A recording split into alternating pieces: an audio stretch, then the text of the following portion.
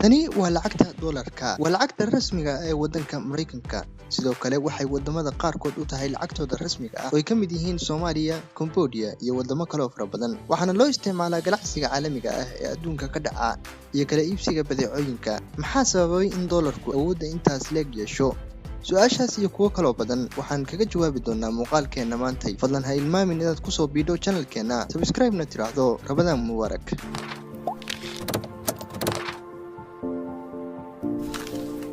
in ka badan 1.8 trilyan oo lacagta dollarka ah ayaa qiyaas ahaantii ku wareegta adduunka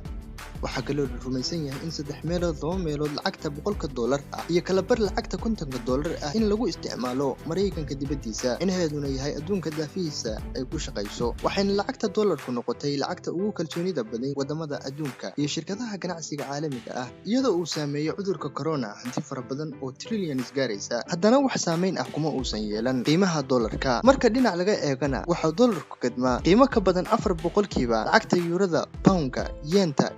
dollarka Swiss franc-ka iyo Swedish krona haddaba maxaa keenay awoodda intaas leeg inuu yeesho dollarku The dollar is strong because the US economy and because people want to hold dollars and the safety of the US dollar xilliyada uusan dhaqaalaha adduunku fadhiyin waxa maalgashadayaasha caalamiga ahi u cararaan wax loo yaqaano safe haven kaas oo micnaheedu yahay maalgashi xijin kara qiimaha inta uu suuqu xiran yahay dollarkuna waxa uu ka mid yahay maalgashiyadaas maxaa sababay haddaba sababtuna waxa weeye dollarka waxa isticmaala wadanka United States ama Mareykanka oo siyaasad iyo dhaqaale ahaanba xasilan xataa haddii uu hoos u dhac ku yimaado qiimaha dollarku hoos uma dhaco sida ay lacagaha la mid ee Turkish lira ama Brazilian peso dhulka u galaan baahida intaas leeg oo loo qabo dollarka xilliyada noocan oo kale ah oo ay xaaladdu xun tahay bankiga dhexe ee Mareykanka Federal Reserve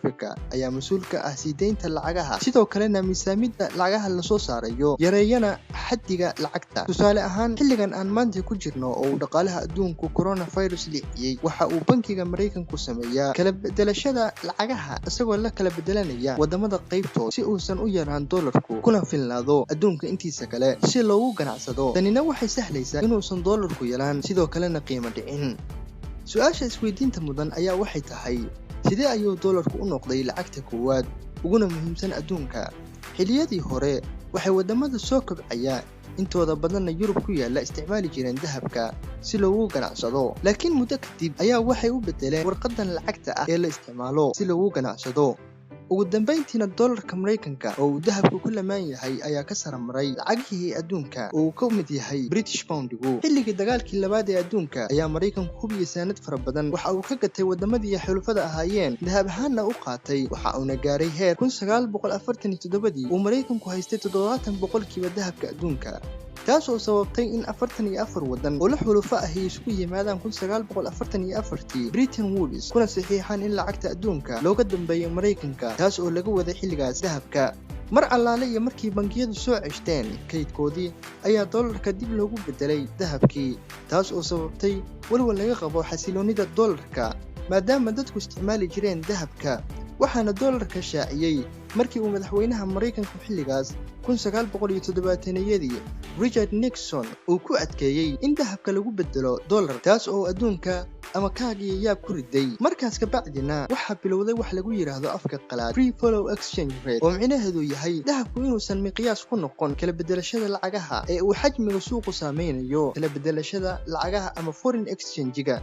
isbedelada dhaqaale sicir bararada iyo saameyno kala faro badan iyadoo ay jirto ayaa waxa dollarku wali yahay hogaanka lacagaha adduunka maadaama uu dollarku yahay lacag ahaan oo ay inta badan xadido dawladda Mareykanka ayaa sahashay inuu noqdo horumarka ganacsiga caalamka maanta ee adduunkan aan ku noolnahay laguna kala bedesho ganacsiyada ama dhaqaalaha ugu badan ee adduunka waxa sanadihii ugu dambeeyay lagu eedeeyay Mareykanku inuu siyaasad ahaan u takrifalo lacagta dollarka isagoo mamnuucay in dawladda Kuuriyada Waqooyi Iran ay kaga soo iibsadaan badeecadaha u baahan yihiin wadamada kale iyagoo isticmaalaya dollar taas oo dabarjab ku noqotay dhaqaalahooda waxa uu marayaa adduunka qaarkiis in si maalinle ah loo isticmaalo lacagta dollarka iyadoo lagu kala gadanayo badeecadaha caadiga ah tusaalena waxa uu ah wadanka Cambodia oo xataa tiimyada aad kala soo baxayso lacagta dollarka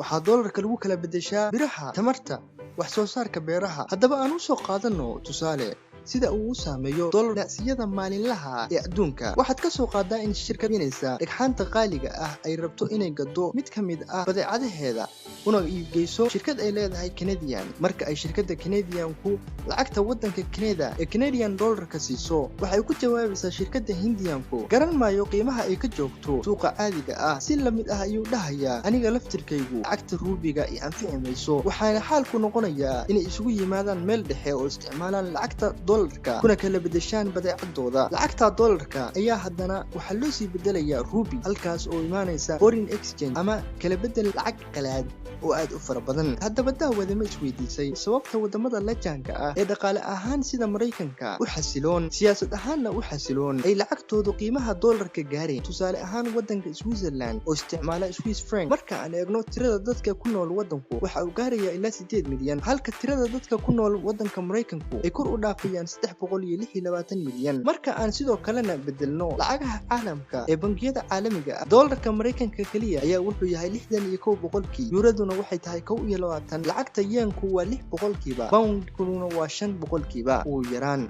haddaba ma jiraan isku dayo la rabo in lagaga baxo xukunka dollarka? waxaa jira in bangiyada dhexe ee adduunka ku dareen lacagta waddanka Chinaha kaydka lacagaha kala bedelashada ee foreign exchange-ga. sidoo kale wadamada uu Mareykanku cunaqabateyn ka saaray ayaa iyaguna dhinac ka riixaya in dollarka meesha laga saaro. waxaa kaloo jidhay siyaasiyiin fara badan oo ka soo jeeda Yurub inaysan ku xirnaan Mareykanka ama dollarka, oo ay ka madax bannaanaadaan samaystaan lacag xooggan ila dhaqaale ama lacag xooggan oo ka madax bannaan lacagta Mareykanka. waxaa kale oo jirta rajada laga qabo inaan lugta loogu xirnaan lacag uu waddan isticmaalo oo la isticmaalo lacagta loo yaqaan cryptocurrency ama bitcoin-ka. sidaas oo ay tahayna lagama yaabo isbedeladan kor ku soo xulay inay dhacaan muddo yar oo ay qaadan kardho runtii muddo aad u fara badan. waxaan soo gaarnay guntii iyo gabagabadii barnaamijkeena. waxaa idiin soo gudbinaya anigoo ah Cabdiraxmaan Alyaasiin. waxaan idinkaga tegayaa sidaas iyo nabadgelyo.